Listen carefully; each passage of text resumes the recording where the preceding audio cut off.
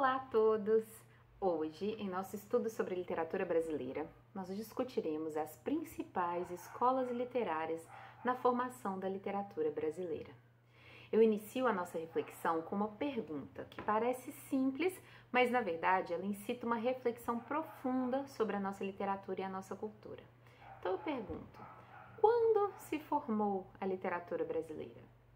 Em livros didáticos voltados ao ensino médio, isto é, aqueles dedicados ali para a educação básica, o estudo da literatura brasileira se dá geralmente de forma cronológica, a partir da chegada dos portugueses ao Brasil, mais especificamente a partir da Carta de Achamento do Brasil de Pero Vaz de Caminha.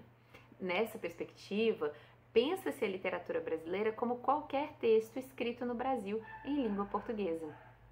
Entretanto, ao se pensar a literatura brasileira como algo mais complexo que simplesmente a produção de textos no Brasil, constrói-se uma reflexão mais aprofundada e inclusive um pensamento que vai passar não apenas pela leitura e crítica dos textos literários, mas também por uma elaboração teórica acerca da literatura brasileira. Ou seja, não estamos aqui apenas falando, a literatura brasileira começou em tal época e aconteceu assim, assim, assim. Não, antes disso nós precisamos de uma discussão para dizer o que é, de fato, literatura brasileira. Então, estamos fazendo também teoria da literatura e não apenas um estudo dos textos da literatura brasileira em si. Seria suficiente definir literatura brasileira simplesmente como uma literatura escrita no Brasil?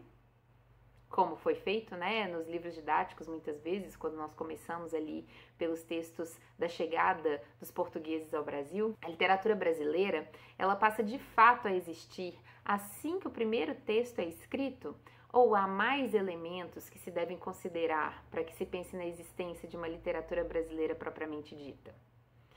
A gente chega então, com essa reflexão, ao pensamento de Antônio Cândido, um dos mais importantes críticos literários brasileiros, falecido em 2017, aos 98 anos. O Cândido, então, viveu praticamente o século XX inteiro, cuja mais célebre obra se chama exatamente Formação da Literatura Brasileira.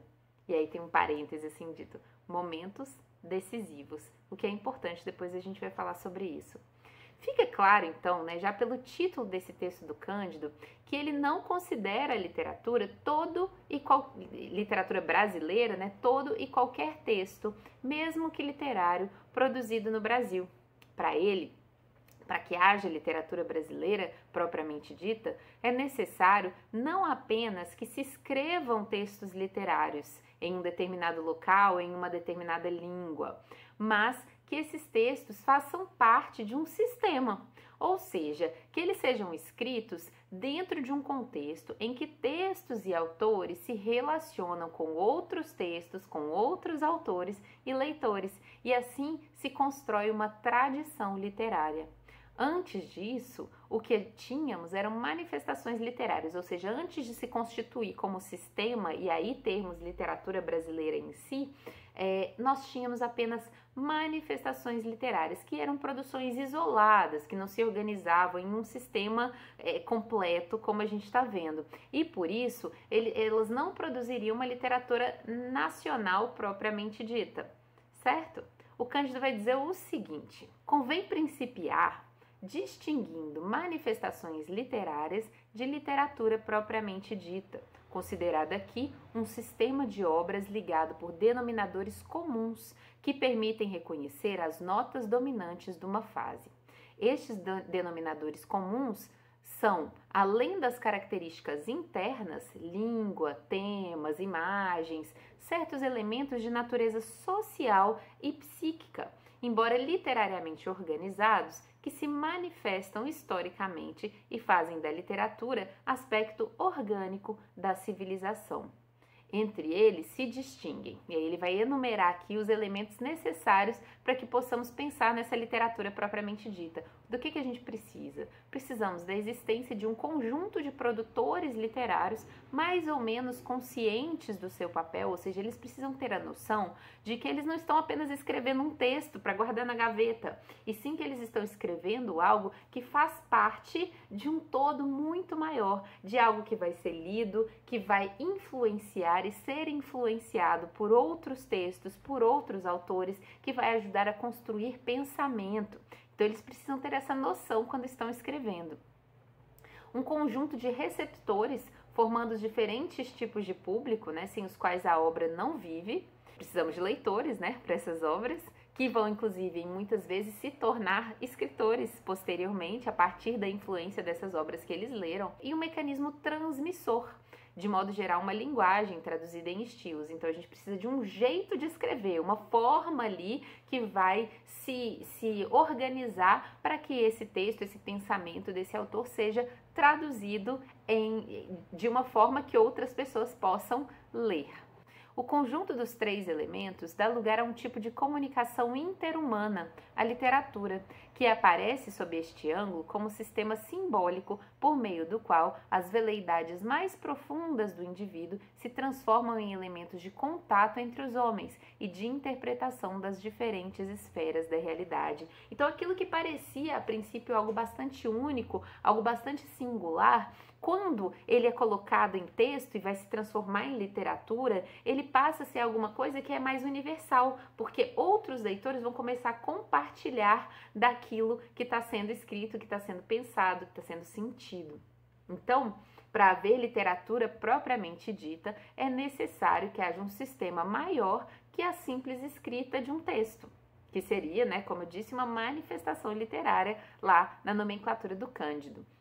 Isto é, deve haver um conjunto de produtores literários que tenham certa consciência do seu papel, um grupo de receptores com diversos perfis e concepções artísticas e uma linguagem comum que estabelecerá vínculo entre uma obra e outra. E esse vínculo pode ser tanto de proximidade quanto de ruptura, mesmo quando um autor não se reconhece no outro, quando ele não acha que o outro está fazendo alguma coisa de positiva, quando ele reconhece esse outro como uma espécie de precursor, mesmo que seja para negá-lo, ele está reconhecendo então essa proximidade entre esses textos. Além disso, é necessária ainda a continuidade, isto é, a construção de uma tradição de produção, em que autores aprendem uns com os outros e dão continuidade ao trabalho. Então, a partir da leitura que eu faço, eu me torno uma escritora, aquilo de alguma maneira me envolve e eu vou dar continuidade a essa tradição. Eu vou reconhecer que eu não estou sozinha no mundo, meu pensamento não se constrói sozinho.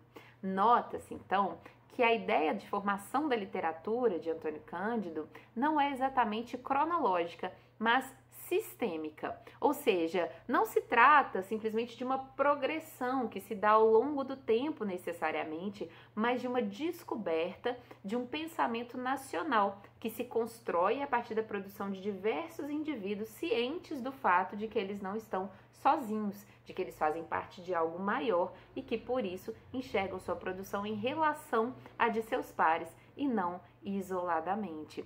Pode inclusive haver pessoas que vão escrever dentro de um determinado momento histórico que não fazem parte desse sistema, porque eles não têm esse reconhecimento de que se está falando. Então esses escritores não fazem parte da literatura brasileira propriamente dita.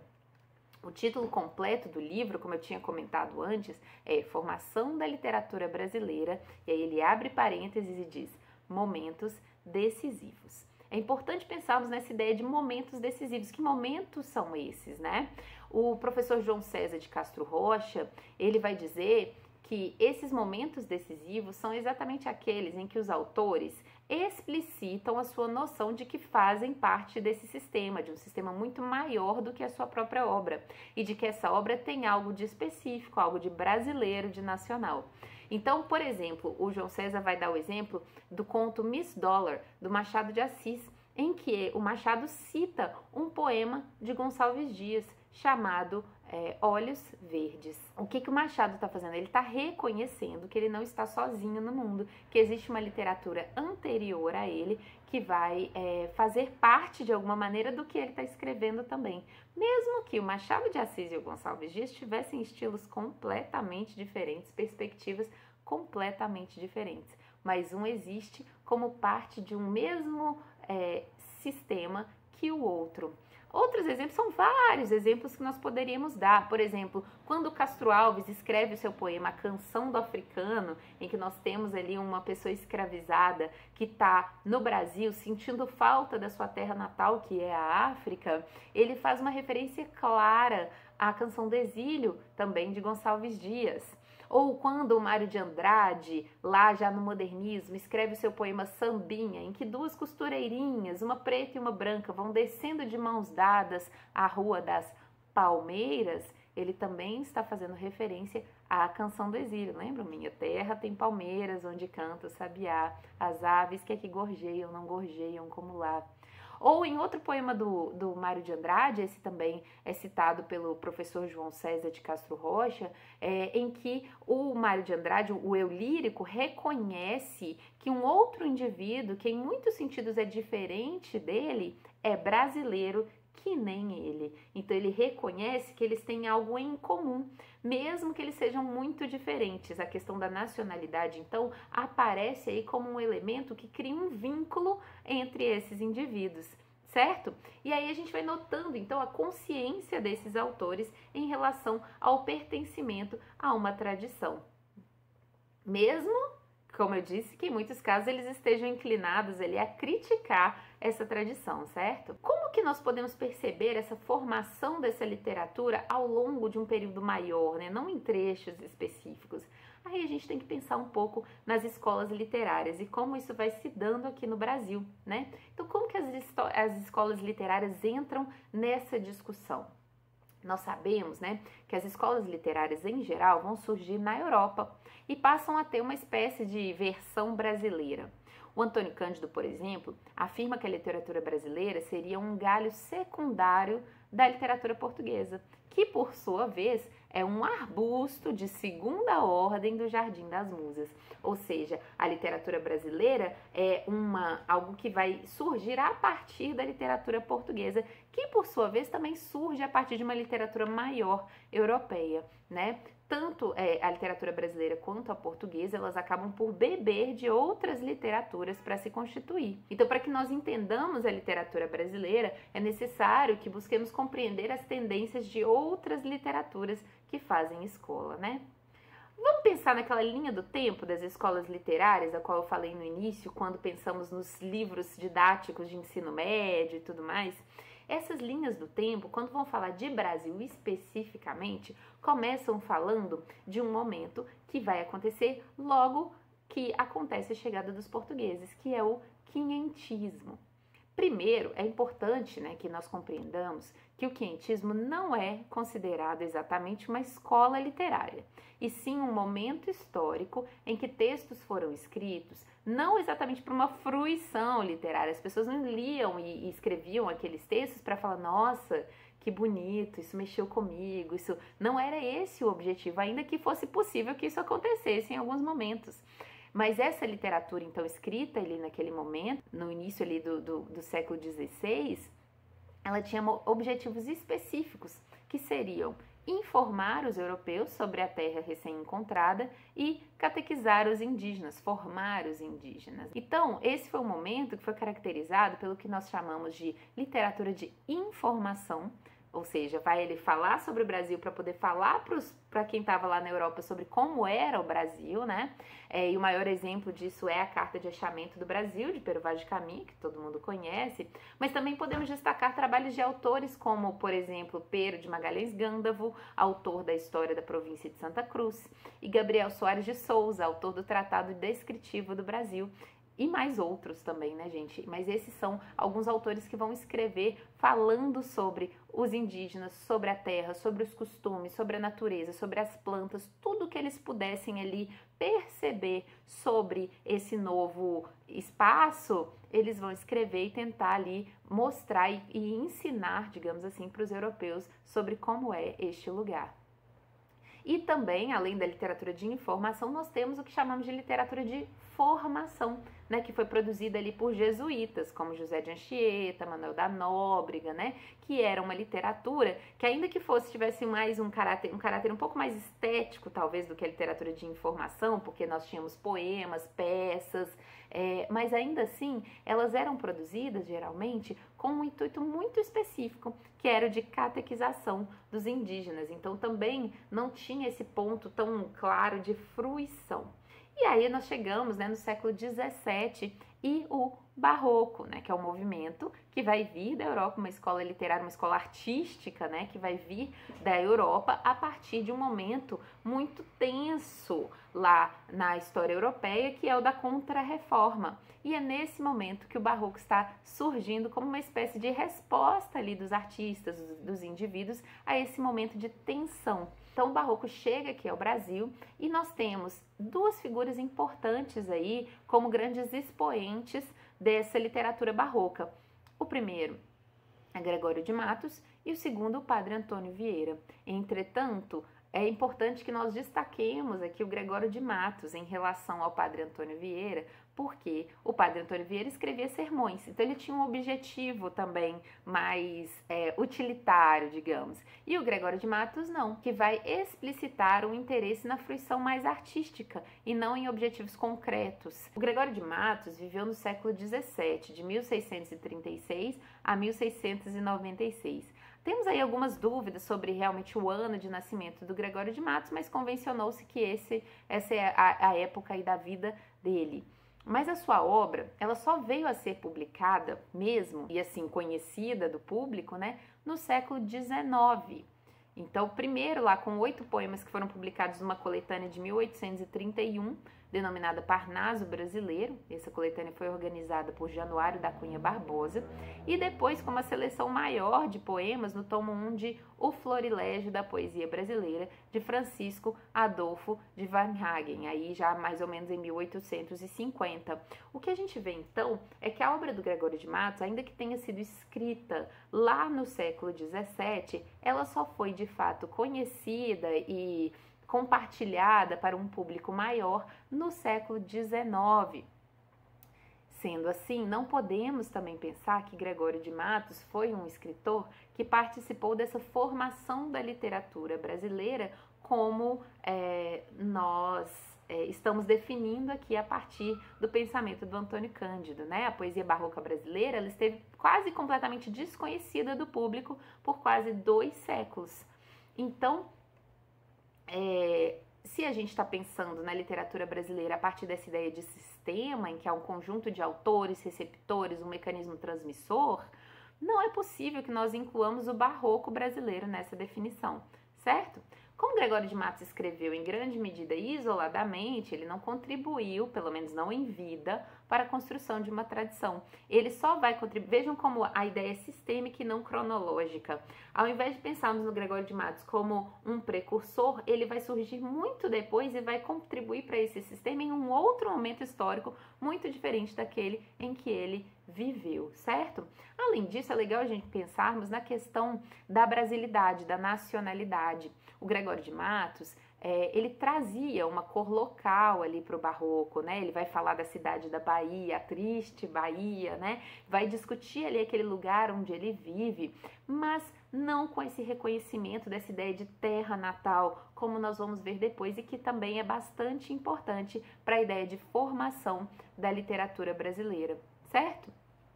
Não é, então, nessa escola literária que se dá o início da formação da literatura brasileira.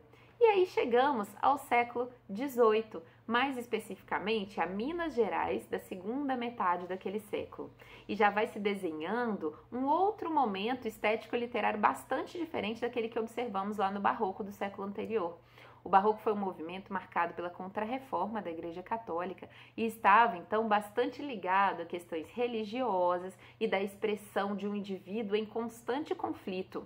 A antítese é bastante presente na poesia barroca, por exemplo, exatamente para mostrar esse conflito. Nós temos também a ideia de que se a Igreja Católica estava querendo ali mostrar o seu poder, existe uma necessidade de ostentação, e isso vai aparecer nos poemas. Os poemas são textos rebuscados, com bastante exagero, com excessos. Então isso é uma forma que reflete, de certa maneira, essa vontade de mostrar uma grandiosidade, um poder, né? Agora, no século XVIII, contudo, o que influencia as artes são outras questões, como o iluminismo, a Revolução Industrial, e com a Revolução Industrial a afirmação do sistema capitalista, que está chegando aí já próximo ao seu ápice. Sendo assim, esse rebuscamento, o conflito do sujeito barroco vai aos poucos cedendo lugar a uma poesia moderna, mais objetiva, mais racional, direta ao ponto. E ao mesmo tempo ela vai ser mais inclinada para um distanciamento da realidade. Então a realidade está acontecendo de um jeito, o mundo mudando muito rapidamente, e a poesia, a arte, vai buscar ali tentar encontrar um equilíbrio, pelo menos estético, né? É um equilíbrio discursivo que não necessariamente seria ali atingível na vida real. Nesse momento, então, nós temos um movimento, uma escola literária chamada arcadismo, que aqui no Brasil teve como pioneiro o poeta mineiro Cláudio Manuel da Costa. É nesse momento que, para o Antônio Cândido, inicia-se de fato a formação da literatura brasileira propriamente dita, que passa finalmente a se constituir como um sistema. Ou seja, nós demoramos aí 3 séculos para, de fato, a literatura brasileira começar a se formar. E é claro que isso tem tudo a ver com o fato de o Brasil ser uma colônia, de não ser ainda uma nação considerada nação, né? Ela ainda era uma espécie de um quintal aí de Portugal. Mas que elementos, então, explicitam, né? Por que o Cândido vai falar que o arcadismo seria um momento em que, de fato, tem início a formação da literatura brasileira? O primeiro elemento, que é muito importante, é a publicação do primeiro livro de um poeta brasileiro, que vão ser as obras poéticas de Cláudio Manuel da Costa.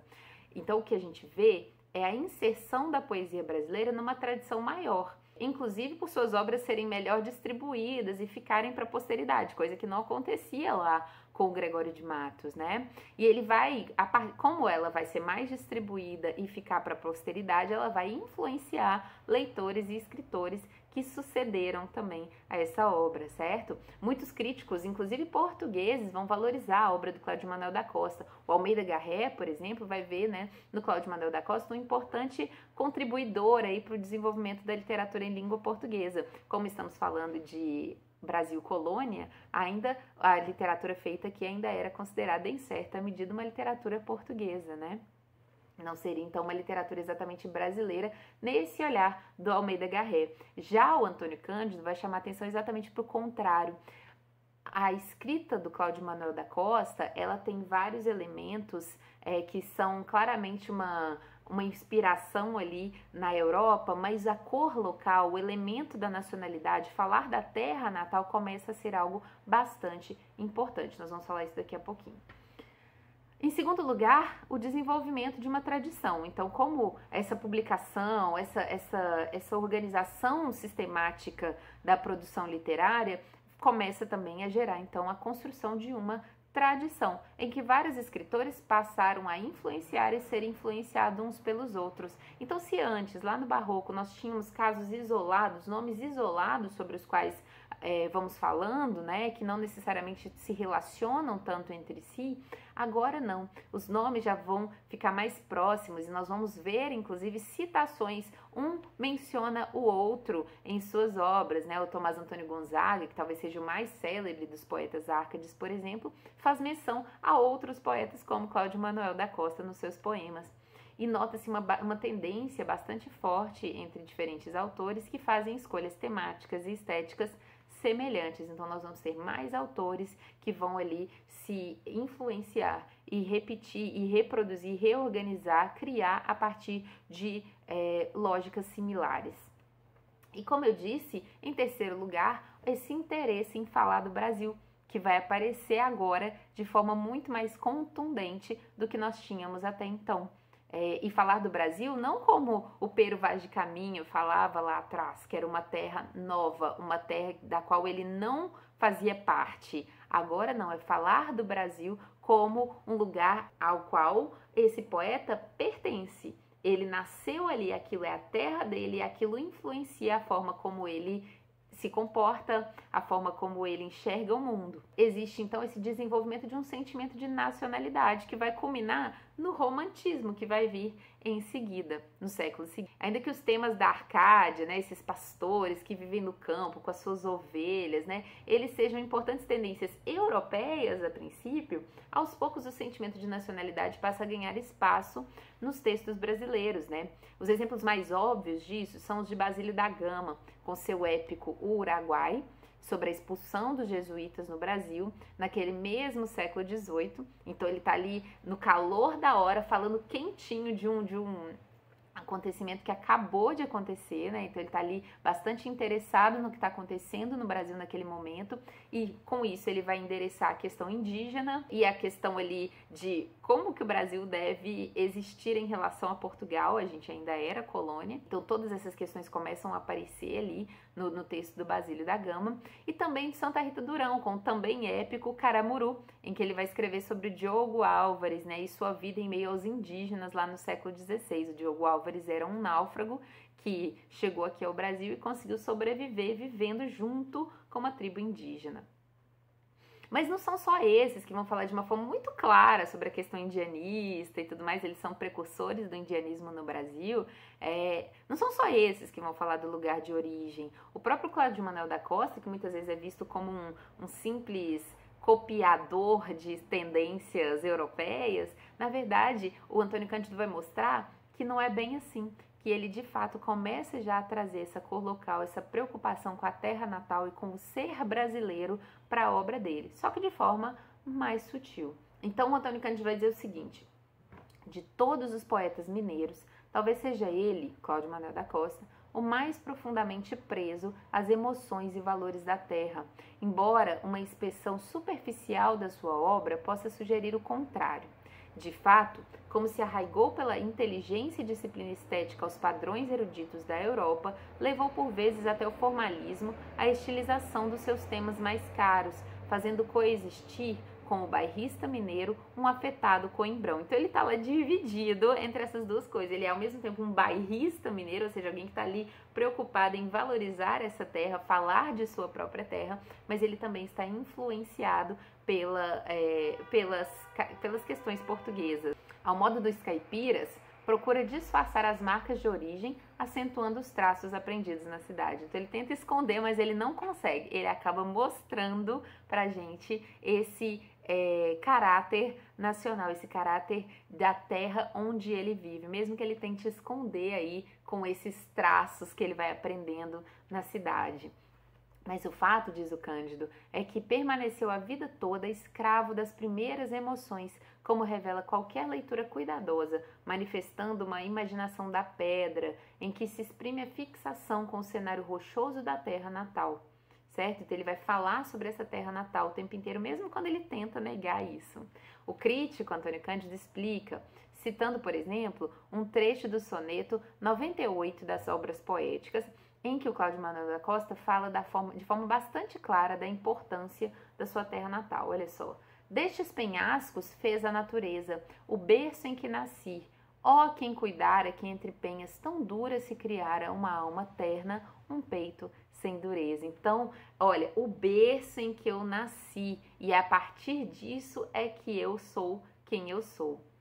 Em seguida, o Cândido explica que a inspiração europeia dos temas árcades não afasta o poeta de sua terra natal, que aparece na menção não a prados e ribeiras, como nos poemas europeus, mas a montes e vales, característicos da paisagem brasileira e não europeia. Então, apesar dele estar lá falando de ser pastor e tem toda essa influência árcade, ele vai mudar um pouquinho esse cenário. E isso parece uma coisa sutil, mas faz toda a diferença. Ele não está falando a partir de um olhar europeu. Ele está afirmando aqui um olhar nacional, um olhar brasileiro, né? Então, o Cândido diz: não será excessivo acrescentar que, enquanto a maioria dos poemas pastoris desde a antiguidade tem por cenário prados e ribeiras, Nos de Cláudio, a vultosa proporção de montes e vales, mostrando que a imaginação não se apartava da terra natal, e nele a emoção poética possuía raízes autênticas, ao contrário do que dizem frequentemente os críticos,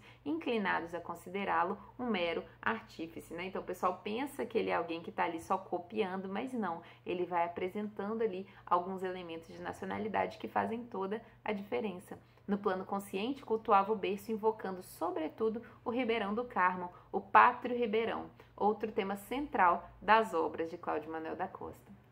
Assim, nós temos no arcadismo o momento em que se dá o início da formação da literatura brasileira propriamente dita. Isso não significa, contudo, que essa formação se deu unicamente nesse período, nós estamos falando do início. Trata-se de um processo bem mais longo que se arrasta por todo o século XIX. Então, nós temos na escola literária seguinte, que é o romantismo, a continuidade e o aprofundamento desse processo de formação. O romantismo é dividido em 3 gerações. E a primeira geração está muito interessada na questão da nacionalidade. E essa questão vai ficar muito evidente, né, a partir de meados do século XIX, então, com o romantismo, né? Essa primeira geração, ela vai ser chamada de nacionalista indianista, o que deixa explícito, né, o interesse pela discussão e valorização do ser brasileiro. Autores como Gonçalves Dias, na poesia, e José de Alencar, na prosa, eles são importantes exemplos disso, porque eles valorizam aspectos locais, como a exuberância da natureza e também as qualidades da população indígena, né? Ambos vão fazer isso. O Gonçalves Dias vai falar lá no seu célebre poema, vamos lembrar quando ele fala: minha terra tem palmeiras onde canta o sabiá, as aves que aqui, fora do Brasil, gorjeiam, não gorjeiam como lá. A natureza daqui é melhor do que a natureza do Brasil, né? É melhor do que a natureza do lugar onde ele está. E a gente chega ali naquele trecho que é inclusive citado no hino nacional. Nosso céu tem mais estrelas, nossas várzeas têm mais flores, nossos bosques têm mais vida, nossa vida mais amores. E o José de Alencar, por sua vez, vai escrever romances indianistas, e nesses romances ele não vai só ficar falando ali das qualidades dos indígenas, não. Ele também vai dar muito espaço para a descrição da natureza, para uma explicação sobre a natureza, para valorização da natureza e falar: olha, brasileiros, olha como nós somos ricos, conheçam um pouco mais da sua terra. Então ele vai trazer várias explicações, vai contar, vai ajudar essa valorização do Brasil. Então nós víamos, né, via-se na literatura desse período, né, não apenas como uma manifestação artística, mas também como detentora de uma função pedagógica de construir literariamente o espírito da nova nação. No dizer do Cândido, né, ele vai dizer assim: a literatura foi considerada parcela de um esforço construtivo mais amplo, denotando o intuito de contribuir para a grandeza da nação. Os escritores românticos viam-se como preceptores, como encarregados da formação de um conjunto de manifestações do espírito, provando a nossa capacidade e autonomia em relação a Portugal. Então ele teria ali um senso de dever patriótico nessa literatura que levava os escritores não apenas a cantar a sua terra, mas a considerar as suas obras como uma espécie de contribuição para o progresso. É muito mais do que só escrever um texto para fruição, mas diferentemente dos textos anteriores, que também tinham uma função meio utilitarista, aqui a ideia é tentar juntar as duas coisas e, além disso, com essa preocupação, né, de uma construção realmente de um sentimento de nacionalidade, de uma nação que é recém-independente, né? Ela acabou de ficar independente. Então a literatura brasileira estava se formando como essa manifestação da nacionalidade, e ela se descobria como um elemento estético, mas também como um elemento facilitador da construção de uma nação recém-criada. Mas por que era tão importante nós nos definirmos como nação? Será que todos os países tinham essa preocupação de fazer uma literatura, um aparato cultural, artístico, que fizesse essa organização de um pensamento nacional? Será que isso era uma preocupação de todas as literaturas? Por que a literatura brasileira, especificamente, precisava se preocupar com essa definição? De acordo com o historiador e professor da USP, Fernando Novaes, há algumas diferenças importantes entre o processo de colonização da América Espanhola e o da América Portuguesa, por exemplo. Então, para a gente ver por que é importante essa construção. ainda que ambas tivessem ali o caráter de exploração, né? Na América Espanhola, muito cedo houve um nome para o espanhol nascido em solo americano, que eram os crioulos. Enquanto aqui no Brasil, nunca houve esse nome. A gente tinha ali em Pernambuco o nome Mazombo, mas só em Pernambuco, não era uma palavra que fosse utilizada em todo o território brasileiro. A gente tinha o termo reinol, que definia o português nascido em Portugal, né, que estivesse morando no Brasil, mas então é um português que mora no Brasil. Mas não tínhamos um nome para quem nasce no Brasil. Mesmo o termo brasileiro, que é o termo que nós utilizamos hoje, naquele momento ainda não era utilizado nesse sentido. Ele era utilizado para os mercadores de pau-brasil. Então a gente tem uma questão séria relacionada à identidade, porque não havia definição para quem nós éramos, apenas para quem não éramos. Ou seja, por 4 séculos, desde o início da colonização, nós éramos não um povo, mas grupos de indivíduos sem identidade. Não por acaso, portanto, ao fim do processo de colonização e principalmente a partir da independência, os pensadores daqui passaram a buscar definir, caracterizar, explicar, interpretar e, no limite, criar o Brasil e o brasileiro. Então, essa formação da literatura brasileira se dá também no momento em que o povo brasileiro também está se formando, né? Não é à toa que isso está acontecendo em conjunto. E quando a gente chega num momento em que esse povo já está um pouco mais organizado, um pouco mais formado, é também um momento em que esse processo de formação da literatura brasileira vai chegando ao fim. E a literatura brasileira vai ficando, então, mais madura. Então, Quando que se finaliza esse processo de formação da literatura brasileira? Essa ideia de formação está aberta a debate. É possível pensar de várias maneiras, inclusive que essa literatura está se formando até hoje. Talvez fosse possível pensar assim. Mas não é assim que o Cândido pensa, não. O livro do Cândido se encerra com a menção ao jovem Machado de Assis, que ainda durante o período que convencionamos chamar de romantismo, né, a gente sabe que o Machado de Assis é um escritor ligado, né, quando a gente pensa em escolas literárias, ainda que o Machado seja difícil de encaixar em algum lugar, mas quando pensamos em escolas literárias, nós pensamos no Machado como parte do realismo. E esse realismo vai começar, né, a partir da publicação de Memórias Póstumas de Brás Cubas em 1881. Mas Machado já estava escrevendo antes disso. Ele já tinha escrito romances, contos, escrevia muitas crônicas, escrevia ensaios, e ele vai publicar um ensaio ainda em 1873 denominado Instinto de Nacionalidade.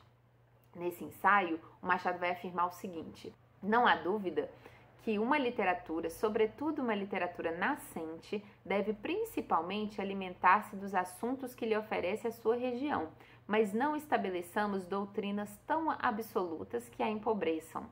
O que se deve exigir do escritor, antes de tudo, é certo sentimento íntimo que o torne homem de seu tempo e do seu país, ainda quando trate de assuntos remotos no tempo e no espaço.